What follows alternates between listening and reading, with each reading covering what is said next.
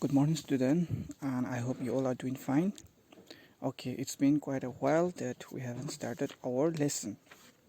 So far, we have completed 4 chapter, okay, regarding explanation.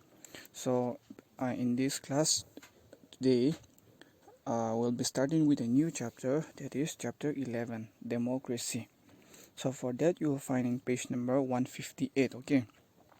So as usual, before we start up, I want all of you to get ready with your textbook as well as with a pencil so that you can underline some of the important words or kind of meaning if you come across. Okay, so before we start up, first and foremost, you have to understand what is democracy. Right, what is democracy?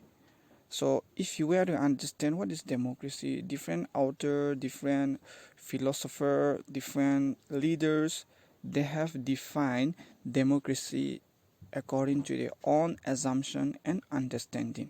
Alright, but at the end of the day, the common perspective is more or less similar. Okay, so the common perspective of democratic countries or the democracy is similar. So see, a famous political philosopher of the 20th century, Reinhold Niebuhr, he stated, man's capacity for justice makes democracy possible, and man's capacity for injustice makes democracy necessary. So that was the famous quote stated by Reinhold Niebuhr against democracy. And see, a simple definition of democracy is democracy is a form of government in which the rulers are elected by the people. So under democracy, the rulers that don't elect themselves, they are elected by the people. They are elected by the citizens. So we also have a famous definition quoted by Abraham Lincoln. Okay, so you all know who is Abraham Lincoln, right? So he defined democracy as a government by the people, of the people, and for the people. Okay, so those who don't know who is Abraham Lincoln, he was a great leader. Okay, he was the president of United States.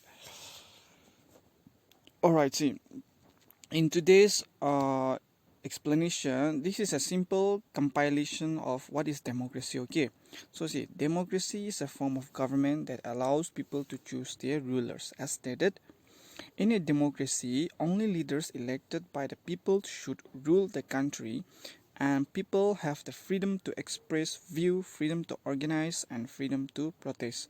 So the second part of what is democracy, it will fall under the essential features of democracy, right? Or in other words, what are some of the features of democracy? So see, in order to adopt democracy, what are some of the essential characters that a democratic country must possess? So in brief, these are some of the points, that they have highlighted in a form of paragraph. When you see that in today's generation, United Nations has 193 members. United Nations has 193 members, and among 193 members, 120 countries or nations they have adopted democracies as the form of government. So out of 193, more than 50% they have adopted democracy as the best form of government. And even among that 120 democratic countries, they were divided into parliamentary and presidential.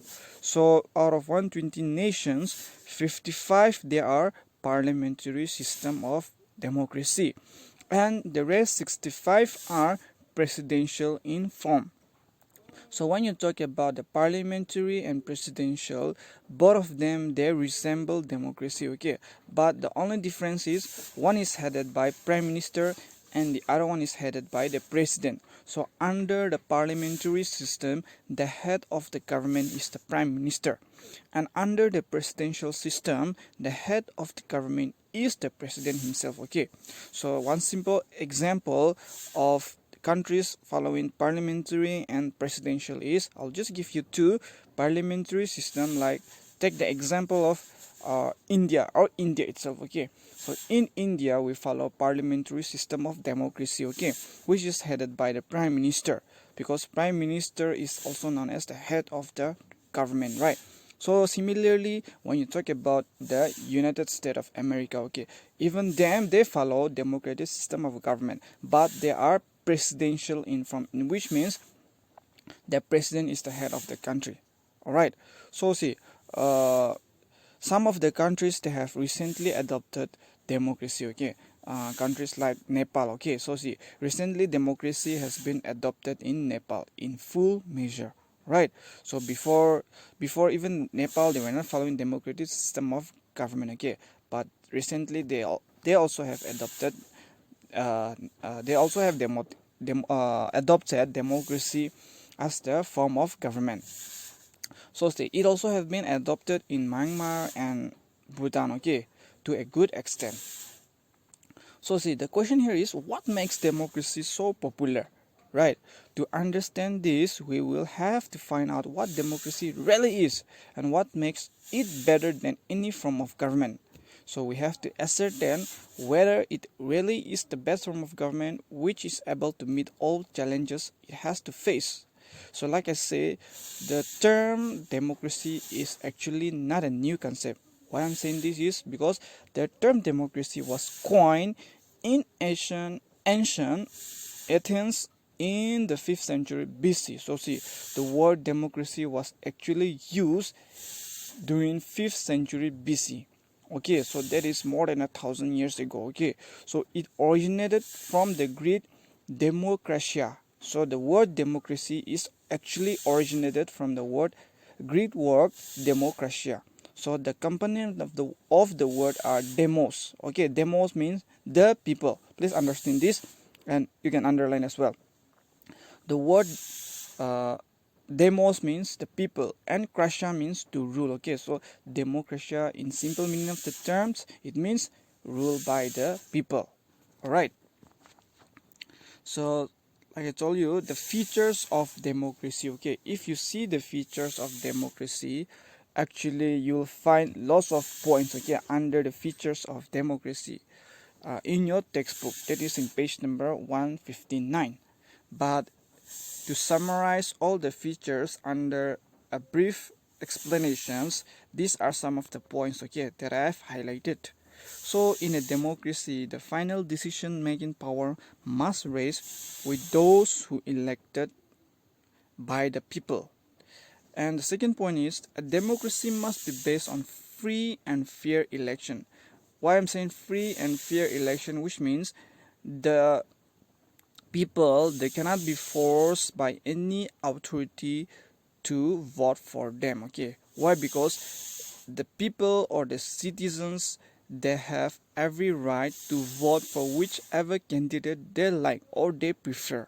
All right, so those who are currently in power have a fair chance of even losing in the coming election.